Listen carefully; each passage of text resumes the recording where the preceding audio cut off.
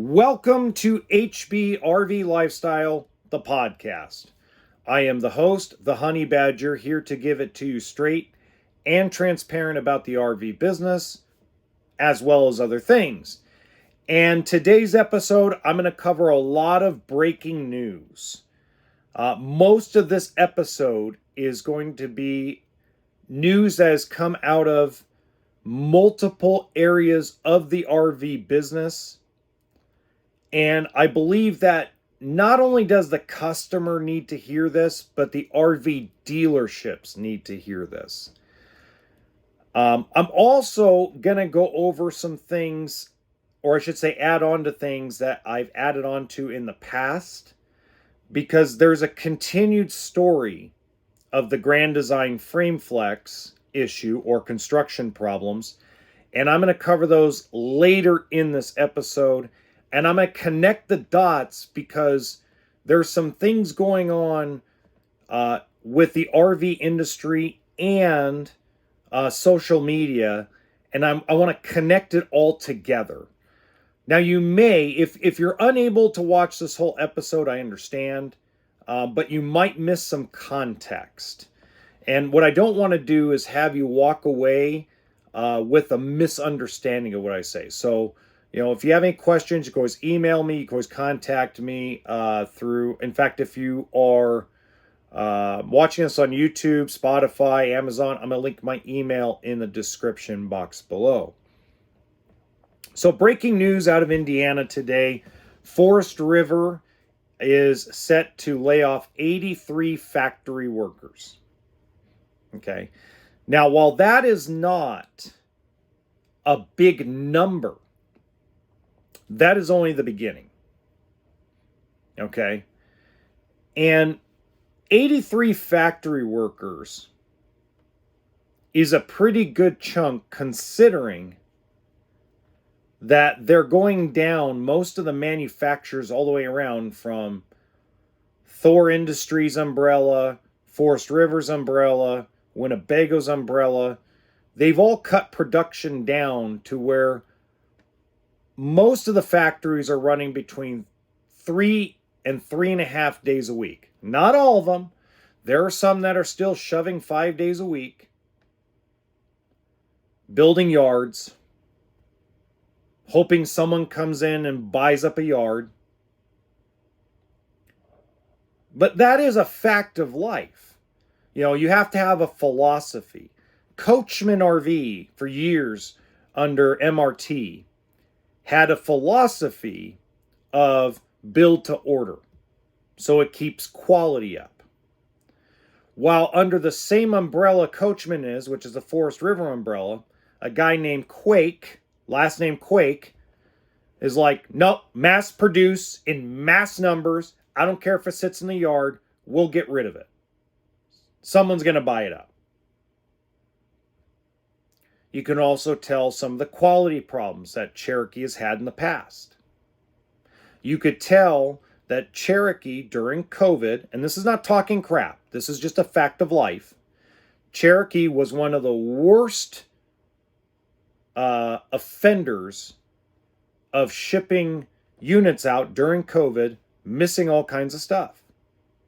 And I said one of the worst. I didn't say the worst. I said one of the worst.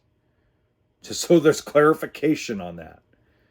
I used to receive gray wolves, wolf pups, wolf packs, rogue armoreds, missing crap during COVID. It's like they slapped on the butt and said, get it out of here, folks. Let the dealer deal with it. One of the worst offenders. Coachman wasn't that way. Coachman was one of the lesser offenders. Yet they were both under the Forest River umbrella. So it just goes to show you that some of the knuckleheads at the top of the RV food chain on the factory side run their segment on ego, not on greed. Okay. The other thought process, and this is a side note, because I got actually direct messaged. I got actually 3 direct messages about this Forest River thing from fans. And one of them, and I really want to thank thank them for sending me this. One of them sent me a screenshot of a Facebook group in which they shut off the comments because of political commentary.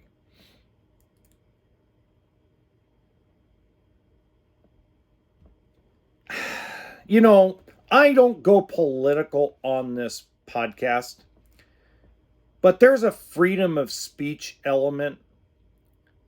If you're not bullying people and calling people in the group specific names, like if you're not using a derogatory term, and we all know there's a lot of derogatory terms for women, for men, for every skin color, religion, culture. There's derogatory statements and names for everything and everyone. And I believe if it went that far, I can understand you shutting off the comments. But I believe that this is another example of control. So now I'm finding out. Now I might not be right about this because this is breaking news on the rumor mill side. Because when I released my episode last night that was talking about Grand Design taking down my Facebook posts, I got 46 emails that were a mixture of people saying Grand Design isn't the only one. Now remember, I've never accused Grand Design. I want to make that clear. I've never accused Grand Design of taking down the post. I just said, who is doing it for them? Who's doing it in their name? Who's doing it? It was a question. I have my theories, and I gave my theories. But some people have reached out to me and said, I'm in the business. You haven't met me yet. Love your stuff. But the top Facebook RV groups are controlled by corporate dealerships and manufacturers. I'm like, that can't be right. And so they sent me examples. So one of the groups I'm actually a part of, I found out, is actually run by Camping World. Camping World runs it. And they even admit they run it in the description of the group. So I can imagine if there was anti-Camping World propaganda in that group, chances of it getting removed are probably pretty high. Not accusing them of that. Just saying it's a possibility that's a high probability that if you said anything bad about Coleman or anything derogatory about a problem you have with a rig, it's a possibility they remove it off the group because it is controlled by Camping World. So then I went into another group that I'm a part of, and right in the description box of the actual group, it even says it is run by that brand and manufacturer. So it seems there's a lot of censorship that's going on that is not political.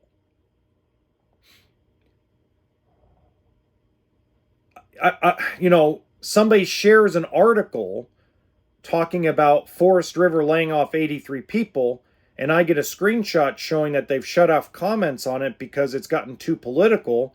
And I scroll down, I could see some of the comments. Nothing out of control. But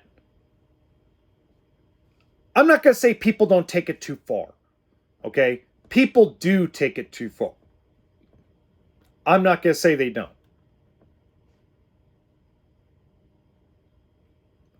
But to use the word moderators gives a hint that these manufacturers in general and the big corporate dealerships in general have a team that controls the narrative. Again, a theory. not fact,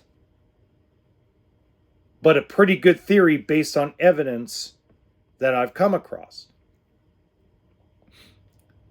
The next really breaking news thing I want to give you guys, and this is something that I saw coming, but I thought it would happen last year already.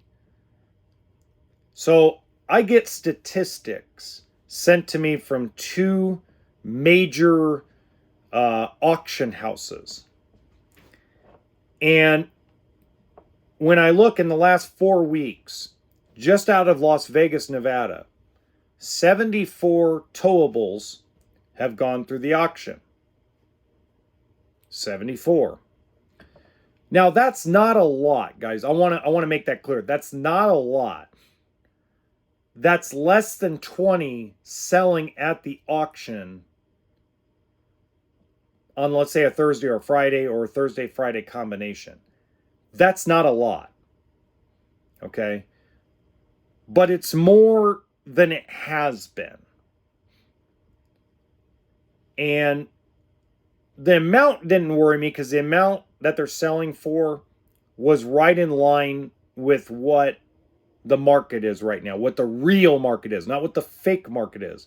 And what I mean by fake market, just to cover that, is what things are listed for. Well, I see people putting them online for this amount of money, which is all fake fairy dust. It's not the real value or what the thing really should sell for, whether it's low or whether it's high. This lines up with reality based on the report I got. What is not scary, but what kind of makes me go, huh, and raise an eyebrow, is the average year model is 2020.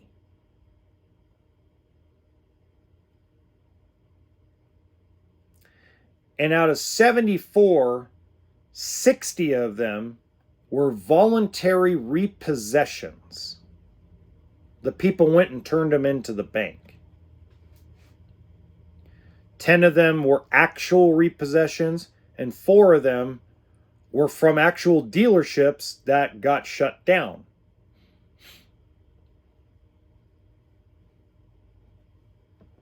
So what does that tell me? It raises an eyebrow to something that I've been saying for a year and a half now, trying to scream at manufacturers, yelling and screaming with my hands in the fucking air, going, there's a problem.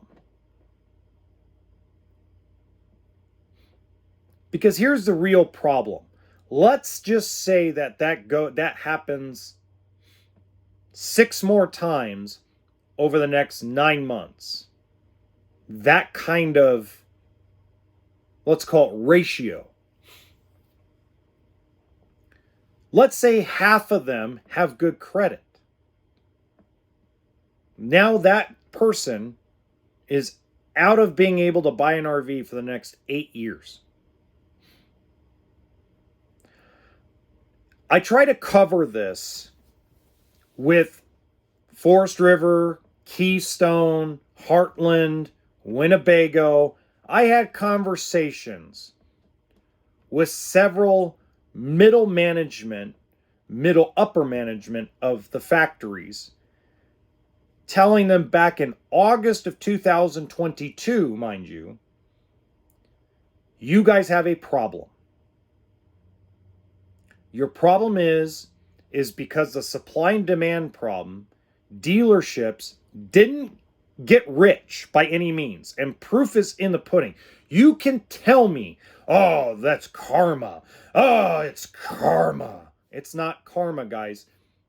Dealerships did not make significantly more money overall during COVID because they sold less units.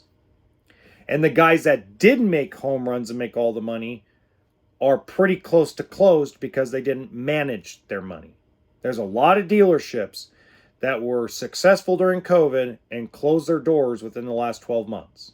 That's not karma. That's mismanagement on both the dealership's part and the manufacturer. Going back. So I told them, you're going to be in big trouble because a lot of these people are going to be buried in these things. You guys need to start thinking about a program that allows dealerships to get a huge rebate to sell the inventory they currently have and get people out of their trades with minimal cash. They looked at me like I was a fucking idiot, most of them. Or they were the corporate stooge who's the company yes man. Well, we got to find the right partners. And, well, there's just not that kind of money lying around. Really? So you manufactured 662,000 RVs as an industry in 2021. You manufactured 565,000 in 2022, both records, and you didn't save any money for a rainy day? We all know that's not true. We know it's about ego. And listeners to this podcast and to my regular main channels mostly agree with me. Now, there are a few people who are like, you're full of shit, John. You're full of shit, Honey Badger. Okay. I get it. That's your opinion.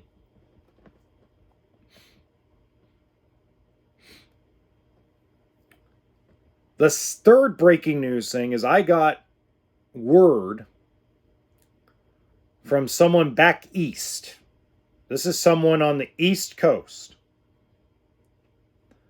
that they got a report that some of the prime banks are seeing an all-time high of either first, second, or third missed payments. And what that means is the customer shows up, buys the RV. Let's say that they get the loan through, and I'm going to use an example. I'm not saying this is fact, because I hear a lot of people say, you got to be careful what you say. Guy goes in a dealership, U.S. Bank says yes to the loan, person's an 800, excellent credit. First payment becomes due, customer doesn't pay the payment. That's missed first payment. Missed second is they paid the first payment, missed the second. Third missed payment is they made the first two payments, did not pay the third. And the bank can't get a hold of the people. There's a lot of that. Comparatively. And that's the most scary part. Is people are either abandoning their homes. This is a possibility. There's probably a segment right now or a movement where people are abandoning their homes, abandoning their cars, abandoning their credit, getting an RV and a truck, or a fifth wheel in a truck or a motorhome, and going to go live off grid somewhere where nobody can find them.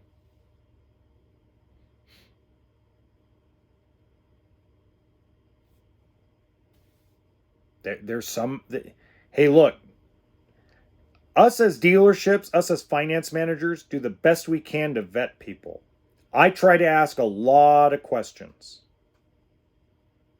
I try to ask as many questions as possible to kind of gauge what I'm dealing with. And that's one reason why I've had such a good reputation amongst banks ever since I was in finance, because they know I'm going to go ask all the questions. I bet you if you looked at my default and my repo rate amongst all the loans I've gotten bought and approved, I bet you it's less than 4%, including the subprime loans, including the bad credit loans. And that's because I ask all the questions. I don't fudge anything. I don't do anything out of control and stupid. I hang out in the gray sometimes. Don't get me wrong. Don't think I haven't been in the gray before, okay? But when I'm in the gray, I ask a million questions.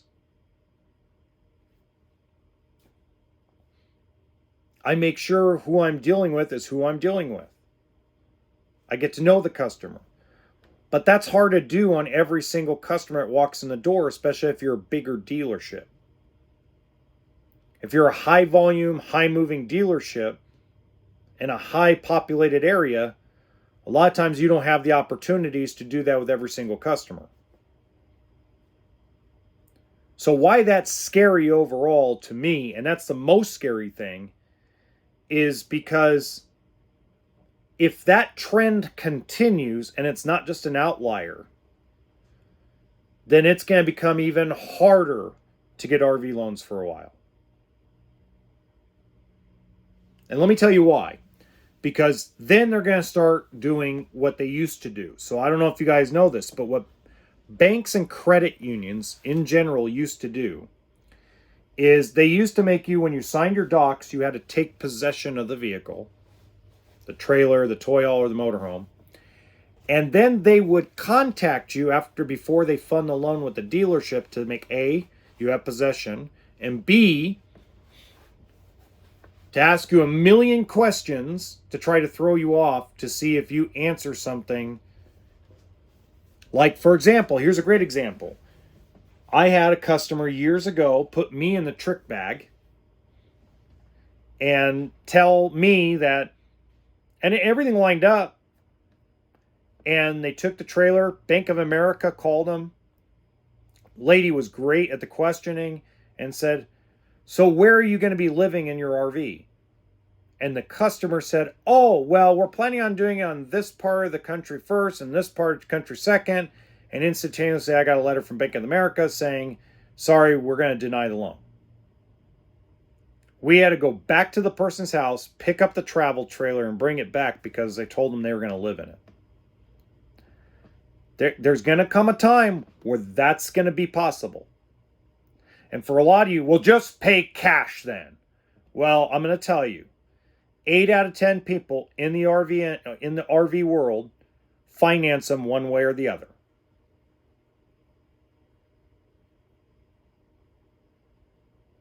So you're basically telling everybody that only 10 to 15% of the population should be able to buy an RV? Really? If you don't have the cash, you can't buy it? Is that what you're saying? It's kind of wrong, don't you think? I think it's wrong. I think if someone wants to buy something on credit, they should have the freedom to apply, whether they have the cash and the full amount in the bank or not.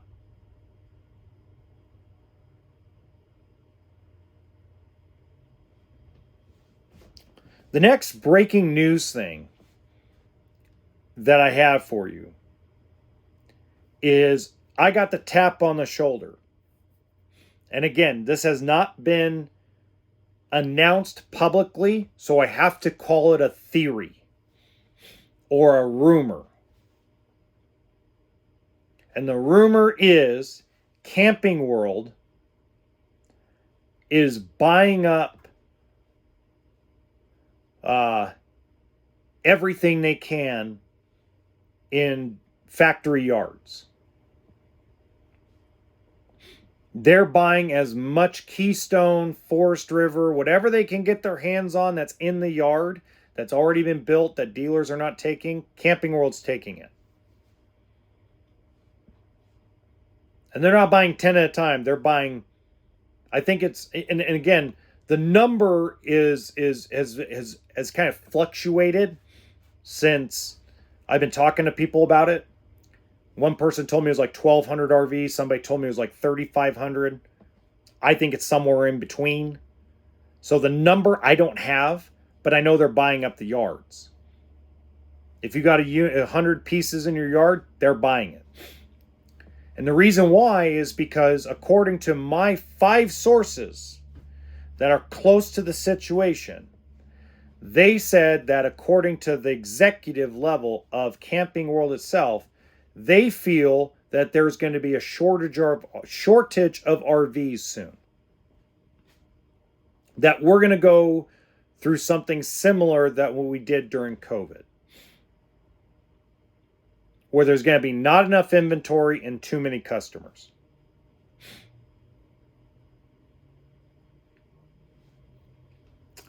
Do I believe that?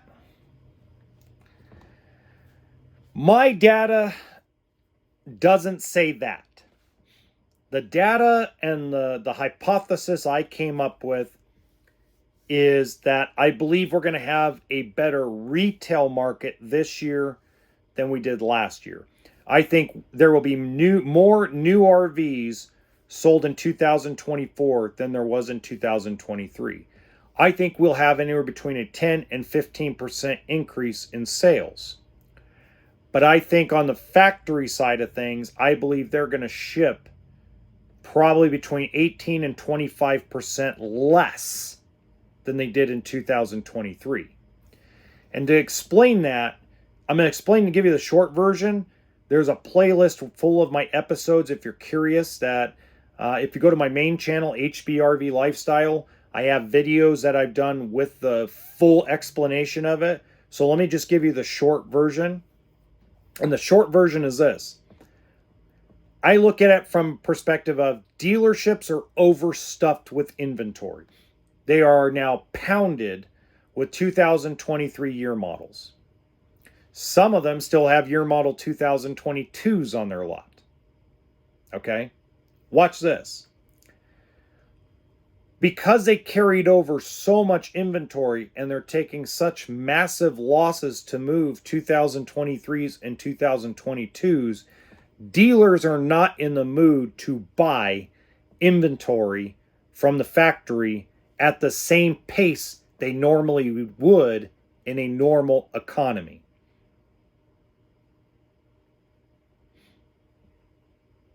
So that's a short version of the long story. So I believe that factories are actually going to shut down. I believe brands will disappear. I believe that what will happen is we will break down to where Forest River, Thor Industries, and Winnebago will have no choice but to cut their lines down. Because I've been in contact with several owners across the United States and Canada that have personally told me when they sell out of certain 2023s, they're done with that brand. Completely done. Most of them have told me they're going to carry 1 to 2 entry-level travel trailers, 1 mid-tier travel trailer, and 1 high-end travel trailer. So an example of that, let's say you're on the West Coast, they would carry Forest River, Salem, Cruise Light, maybe, let's use a Grand Design product and give them some props because I've done nothing but beat up their fifth wheels. But we'll use a travel trailer. So probably Transcend, then Imagine, then let's call it Cougar or Paradigm. And they're going to dump the rest. And then they're going to carry 1 entry-level fifth wheel and 1 high-profile fifth wheel. And then they're going to carry 1, maybe 2 brand of motorhome at each segment. And that's it. What they're going to get good at, one owner told me their goal is to get to the point where they have their sales guys, instead of having a freaking candy store and having a shitload of inventory with multiple brand stickers on it, they're going to get it down where if you sell travel trailers, you have 4 brands to sell and you better get good at selling them. You better learn your damn product. And you better know what your competition is. You can't just walk around and go, ain't it purty, don't you want to buy it? So there are brands that are going to get absorbed into bigger brands. There are going to be mass layoffs in the RV business on the factory side.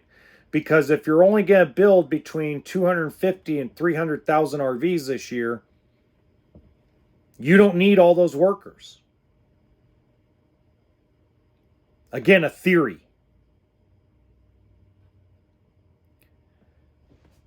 Now, look, I'm going to read you guys an email real quick. I'm not going to name the person. You guys know that I don't do that. If you send me an email or you send me a direct message, I will never reveal your name unless you ask me to. Ooh, I got a lead. Woohoo! Okay, hold on. Okay. Go back. Where is it? Where is it? Where is it? Where is it?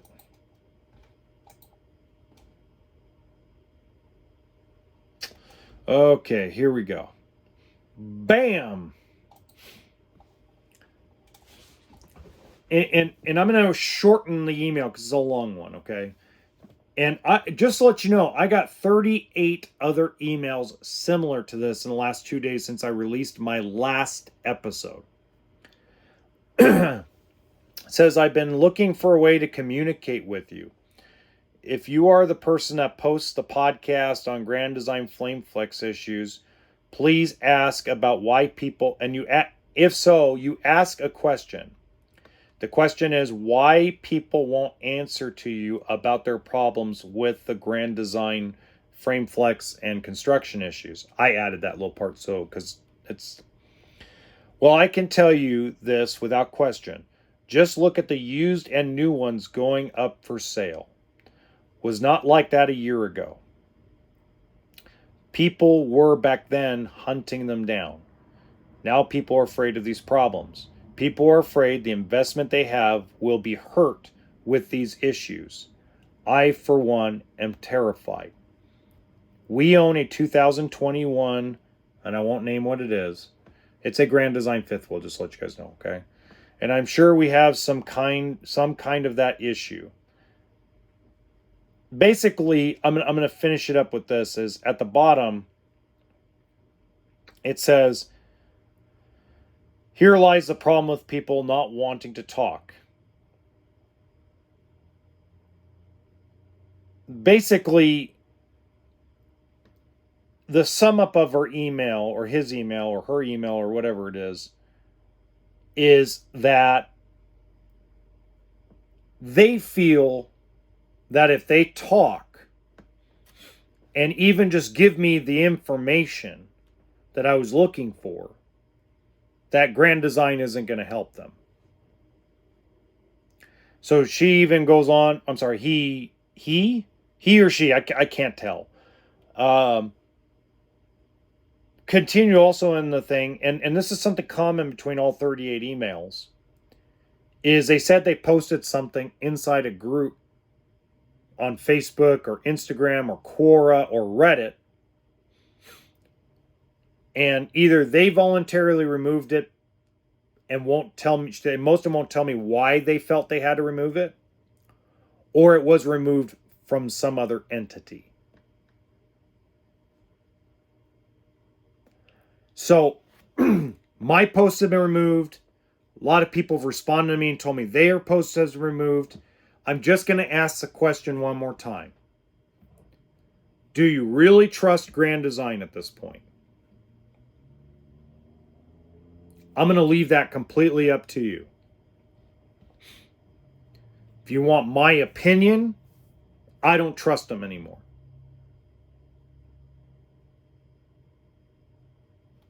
Not after what I've been through. And I think the only way, and this is my opinion, the only way it's going to change is if everyone stops buying Grand Design fifth wheels. But that's not going to happen because there's a lot of people out there that are oversold on the brand name. Just like Louis Vuitton, it's an association. Grand Design is one of the most recognized brands in the United States and Canada. So brand names generally get the bigger boost. And if you're removing all the negative stuff off the internet, if someone's removing it for Grand Design, or if Grand Design's having it done, or whatever the case may be, no accusations, just theories, then obviously no one knows that this stuff's going wrong. And I want to segue that because I mentioned it again because I want to segue it into something that's going to sound political, but it's not meant to be political. Okay? First off, our world in general is very hypocritical when it comes to the words freedom of speech. Okay? First off, I didn't if you listen to what I said yesterday, I said that I never blamed the social media platforms for my stuff getting, we'll call it censored. Okay? This is where it becomes dicey for me. And this is where I'm like, I get afraid to open my mouth because I think that conservatives will stop listening to my podcast. And I'm trying to keep everybody inclusive because I'm not a Republican and I'm not a Democrat. I'm neither one. There are some parts of me that like what Republicans have to say, and there's some parts of me that like what Democrats have to say. I have a lot of love for the far right, hardcore militant conservatives in some things, and I have a big heart and big ears as far as listening to the far left liberals. Now, I don't listen to everything, but there are small things on the extreme sides of both political parties that make sense. And I won't make that conversation a part of this because that's none of anybody's business. That's my business of my own. But what I am going to say is that if you have a company, you own a company, you write the bylaws and you write the rules of the company as long as they fit within the laws of our country or the state. This is done anywhere around the world. If you're in communist China and you open up a social media network company or an app, you have to create rules and bylaws of the company, and they have to be within the country of communist China's laws. Russia, Japan, Germany, Italy, France, England, United States, Canada, doesn't matter. Okay? You also have to have some rules to have common sense. Okay? So when we get censored about certain things, like, I don't know, like this Forest River the Forest River people laying off 83 people and that being censored in a Facebook group feels overblown. But I don't blame Facebook. I blame whoever runs the Facebook group.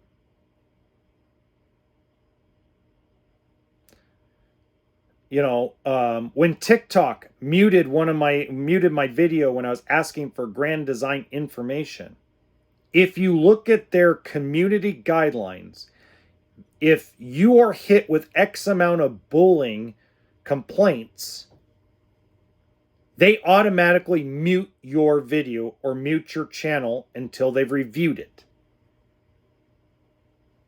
Now, I'm happy to say and happy to announce that video that I told you was muted on TikTok. Today I got notified by TikTok that they investigated and they're like, you didn't say anything wrong. You're not bullying anybody. So it's back on. Instagram and Facebook, they deleted it.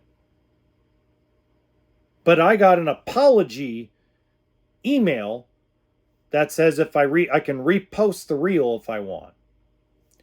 I don't want my channel to get flagged anymore, or it's going to be one less way people can contact me if I keep pushing the envelope on Facebook. Now here on YouTube, which YouTube got a lot of crap for a lot of years about censorship, about the 2020 election and blah, blah, blah, blah, blah, blah, blah, right? bunch of two mices going after each other about, well, they censored me about this and they censored me about that. YouTube has a set of community guidelines. And as long as you stick within those guidelines, you could say whatever you want. I got a notification that's a handful of people complained about this podcast when I started talking about grand design. They didn't take down the videos. They sent me a thing saying that they're investigating the video because of allegations of scam. Somebody thought I was scamming them. YouTube kept the video up. Or I should say, they re-allowed the video. And the video, watch this, guys. This is what's really interesting, okay? If you're still with me, this is what the most interesting part about the whole thing is. It was the Grand Design frame flex when I put question marks. When they actually originally took it out of circulation of YouTube for a little bit to do their little investigation. And then 2 hours later, I got an email from YouTube. Your video has been reactivated. And it went from 40 views to now 6,000 views on a 40-minute podcast about frame flex and grand design. So grand design's going to have, if grand design is purposely trying to remove posts off the internet about their bad frames, their bad construction, their bad quality, all the problems they've been having, gonna have a real tough time on YouTube and TikTok. Because unlike Facebook and Instagram and Snapchat and even Twitter, even Elon's X gets a little touchy still. Okay? The other two are not going to remove. Not unless you're doing something really stupid.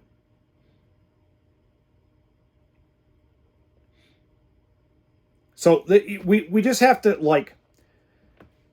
I have to find another avenue to try to help people. So I'm trying to use this podcast more than my main channel. My main channel, I'm trying to keep it separate from the podcast because the podcast is almost like I come on and do episodes when I get information.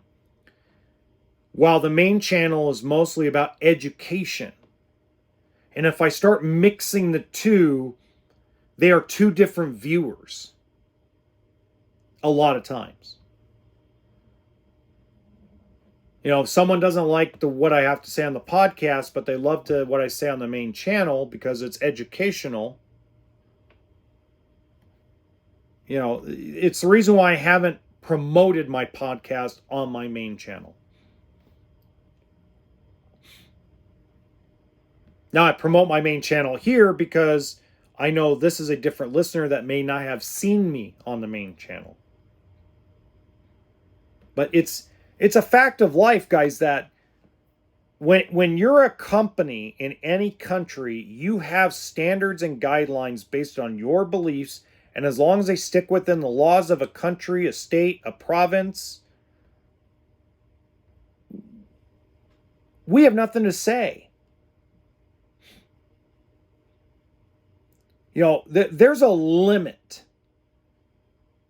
on a lot of stuff. But let me ask you a question.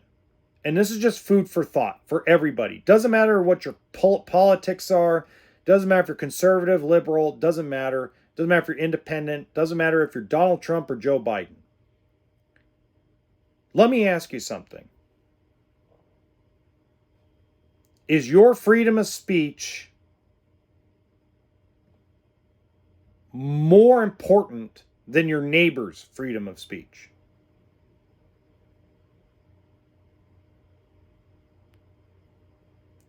How far is censorship to go?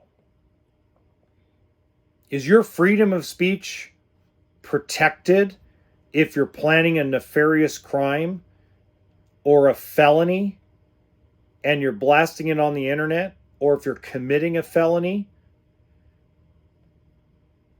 If you're coming online and telling everybody that an EMP was launched from some country and it's going to hit our country in 20 minutes and it's false information, is that freedom of speech allowed on the internet?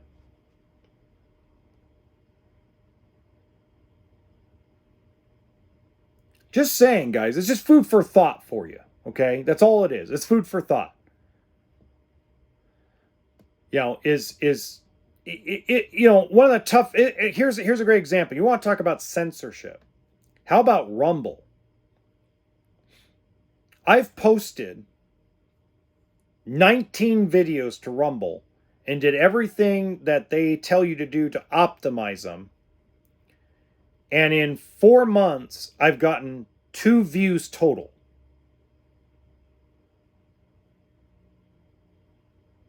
Is that right? Is that wrong?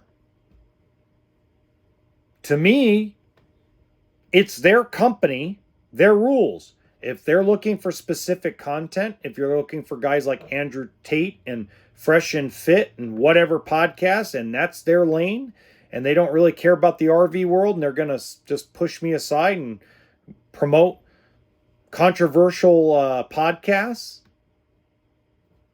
that's their decision. That's their business model. That's their choice.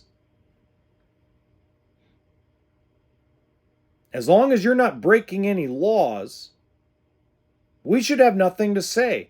We are Americans or Canadians, or if you live in a free country, your freedom is not more important than your next door neighbor that's a citizen. A Republican's freedom of speech is not more important than a Democrat's. A liberal's freedom of speech is not more important than a conservative's. We all just need to learn how to get along. We used to. Then we allowed 2 grumpy old men to make a decision for us.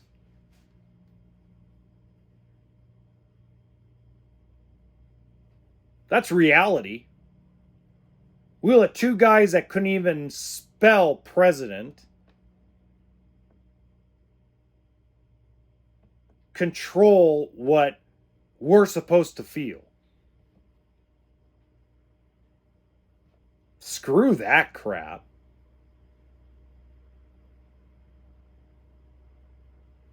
Neither one of them can do anything for us, so why don't we just come together as communities and do the right thing?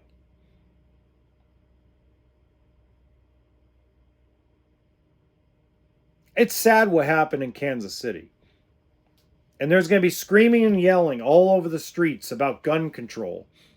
It's the new political firearm, is gun control again. I'm going to be very honest with you guys about something. Gun control is a sweet idea on paper. It sounds good, it looks good, and in theory, gun control measures are logical.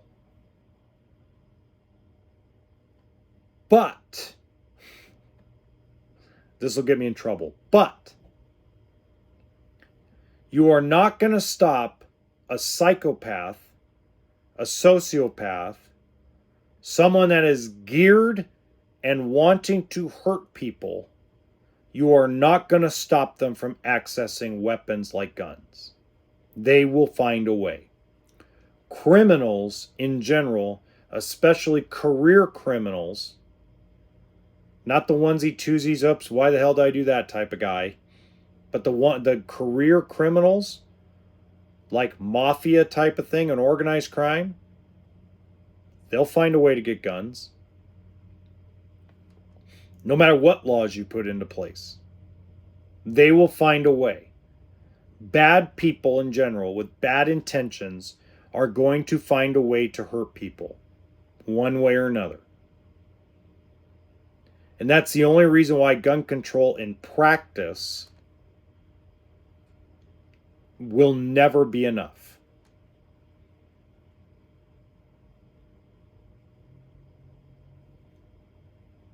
We have to, as human beings, change our communities. That's how we stop or limit these problems. And I love Steve Kerr, and I love the passion of these people. People who are anti-gun or pro-gun, I love your passion. But the gun itself is not the problem. Bow and arrow is not the problem. The knife is not the problem. The bus or the car, when terrorists use that stuff.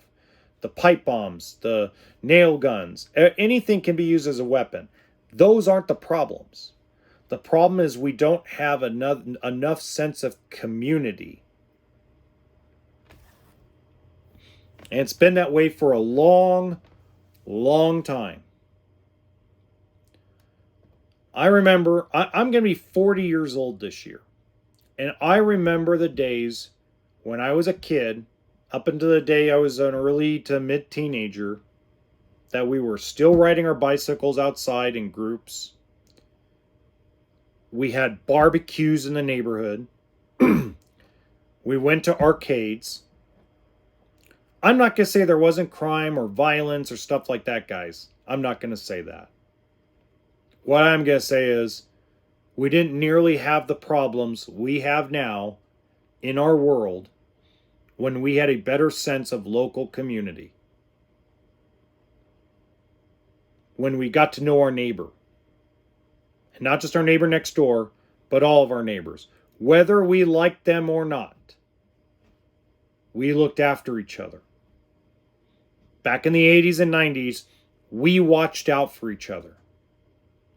You can talk crap about all the gangs in Los Angeles, the Crips, the Bloods. You could talk all that crap, but most people in Southeast LA, Watts, Compton, Inglewood, they have a sense of community.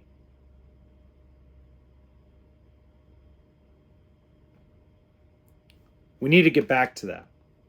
We need to get to the back to where everybody knows each other's names in town, and you know your local drugstore person's name, you know the cashier at Walmart, you know the guy that parks the cars or grabs the carts. You know, when you go into a drive-through at Starbucks to pick up coffee, you smile and you say hi, you know everybody in there's name, they know you, they know your drink, they know your coffee. Because when we all know each other, whether we like each other or not, it's a whole different scenario, but we all kind of know each other. We know when something's wrong, and we can come together as communities, and try to help prevent these problems. You're not going to prevent them all. It's impossible to prevent them all. But if we work together and we come together and stop being divided and stop worrying about our fucking skin color or our stupid religions or sexual orientations or whatever the hell we want to call ourselves, a kinder dragon scale hunchback of Notre Dame. I mean, I don't care what you want to call yourself. We need to stop shoving stuff on people. We need to stop shoving it both ways. Both ways, not just one, but both ways need to stop shoving stuff on each other. And we all need to come together as a world and as a community and help each other.